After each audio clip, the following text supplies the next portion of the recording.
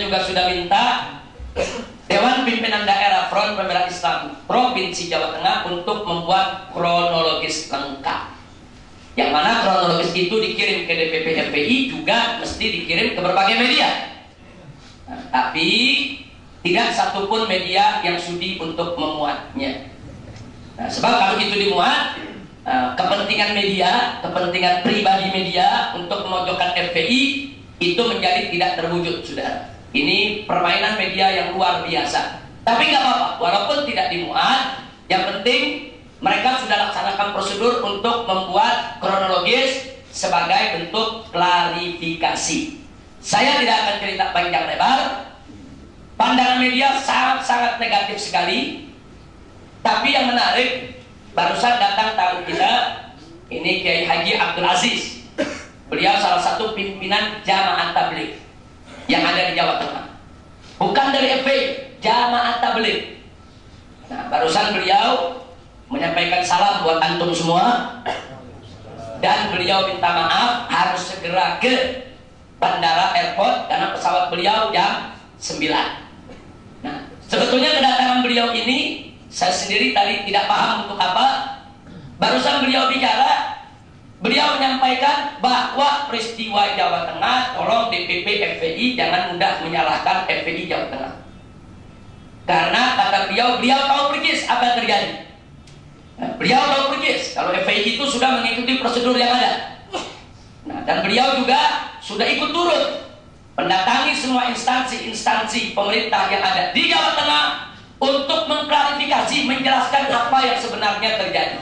Intinya, Kiai Haji Abdul Aziz yang baru saja meninggalkan tempat barusan menyatakan murni bahwa peristiwa Jawa Tengah adalah FPI lawan preman pelacuran, bukan melawan masyarakat.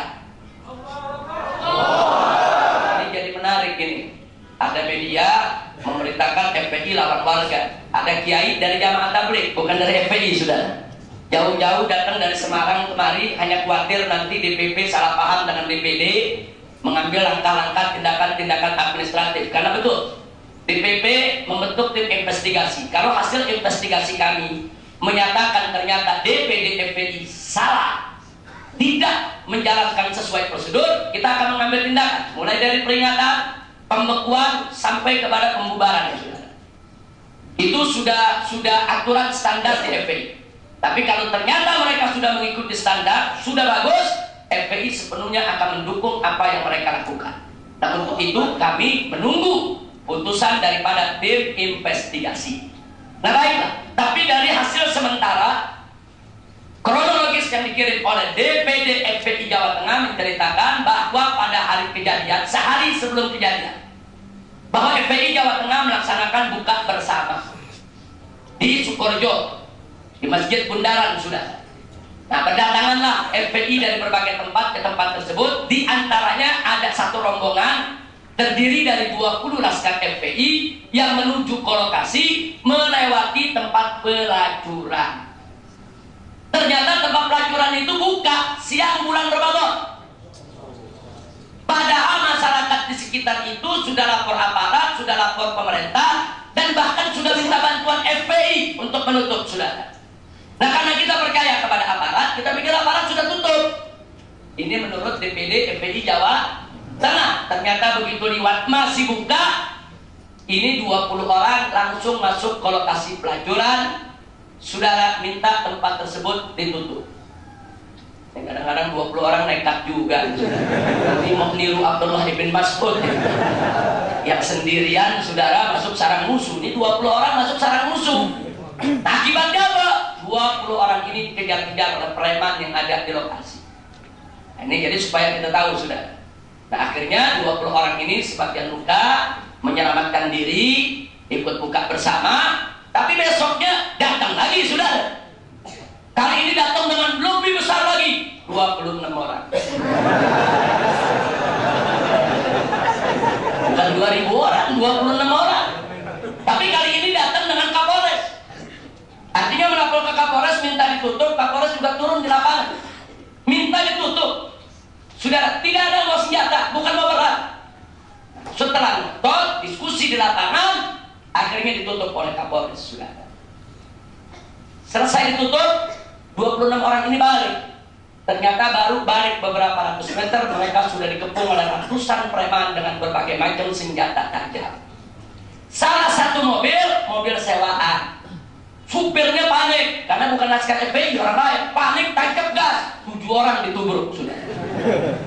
Nah, akhirnya 7 luka, bawa ke rumah sakit, yang 1 meninggal dunia. Preman pun langsung memprovokasi masyarakat bahwa FPI membunuh warga.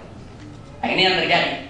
Nah, akhirnya mobil-mobil FPI dihancurkan, dirusak, 26 orang melakukan perlawanan, mereka luka, tapi mereka berhasil menyelamatkan diri ke masjid terdekat, bertahan, sampai akhirnya mereka dievakuasi oleh polisi, dan kemudian mereka ditahan sementara oleh polisi, diperiksa sepanjang malam. Akhirnya yang 23 orang dilepas, karena tidak ada kesalahan apapun.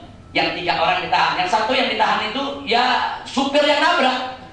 Jadi pasalnya bukan pasal perang, pasal kecelakaan lalu lintas.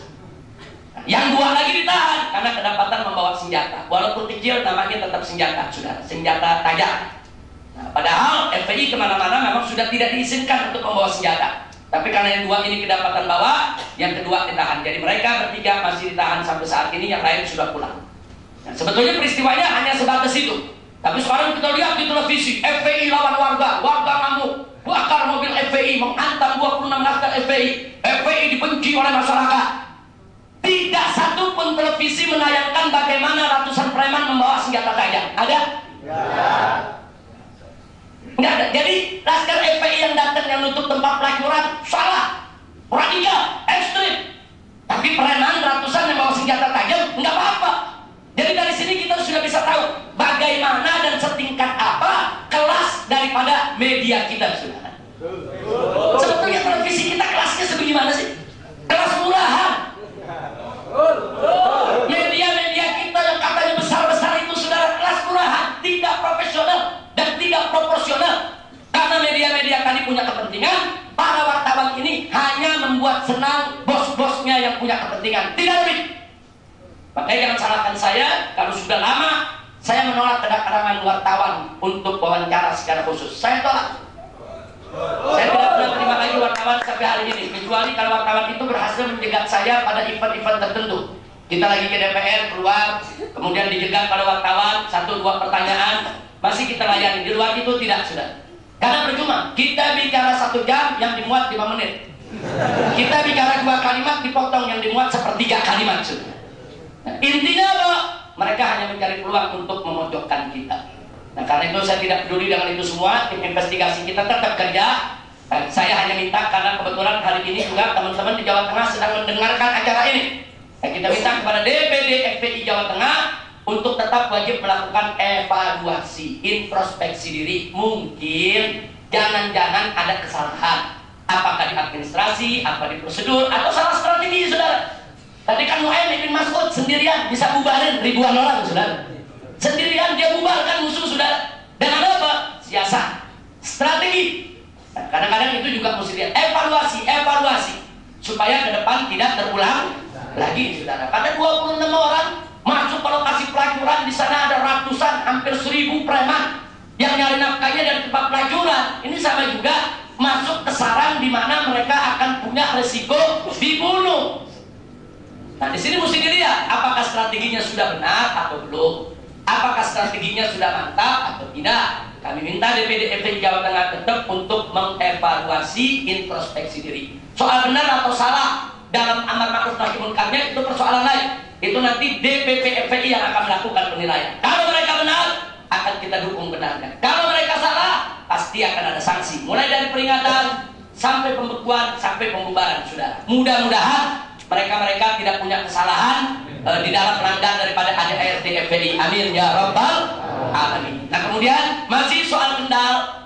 Dengan adanya tempat pelacuran yang buka di siang hari bulan Ramadan, berarti pemerintah di Jawa Tengah nggak kerja. Berarti kepolisian setempat tidak kerja. Padahal Bapak Kapolri Jenderal Timur Pradopo sebelum Ramadan sudah memberikan arahan kepada seluruh kapolda di seluruh provinsi di Indonesia untuk secara proaktif mengamankan dan menjaga kemuliaan bulan Ramadan, untuk secara proaktif memerangi segala bentuk penyakit masyarakat. Kalau bahasa polisi, penyakit masyarakat, disingkat PAKA. Apa itu penyakit masyarakat? Pelacuran, perjudian, minuman keras. Kalau bahasa kita adalah maksiat. Sudah diamanatkan oleh Kapolri. Jadi semua tempat maksiat itu disikapi, ditindak. Jangan mengganggu ketenangan umat Islam untuk berpuasa. Berarti arahan Kapolri sudah bagus belum? Sudah bagus, sudah. Nah, sekarang kita meminta pertanggungjawabannya. Bagaimana Kapolda di Jawa Tengah? Kalau Kapoldanya sudah memberikan arahan kepada Kapolres, berarti kita minta pertanggungjawaban Kapolres di Kendal. Apa yang kau sudah kerjakan? Kok ada tempat pelacuran? Saudara, ada perempuan-perempuan menjajakan diri siang bulan hari Ramadan. Kendal itu mayoritas Muslim, daerah Muslim. Nah, ini jadi persoalan. Nah, apakah hal semacam ini disoroti oleh televisi? Yang disorot cuma FPI. Udah FPI jadi korban disorot lagi sudah. Udah disorot dijelekin. Kenapa mereka tidak angkat bahwa Polda Jawa Tengah atau Polres Jawa Tengah membiarkan tempat maksiat buka di siang hari bulan Ramadan? Kenapa tidak mereka kritik Pemda di sana yang tidak membuat nyaman dan aman umat Islam yang berpuasa, yaitu di Kendal? Kenapa mereka tidak kritik preman-preman tempat maksiat yang tetap buka, tidak menghormati umat Islam yang sedang berpuasa di bulan Ramadan? Kenapa mereka tidak kritik preman-preman yang membawa senjata tajam? Dan kenapa polisi tidak tangkap mereka? Justru FPI 26 yang ditangkap. Kenapa?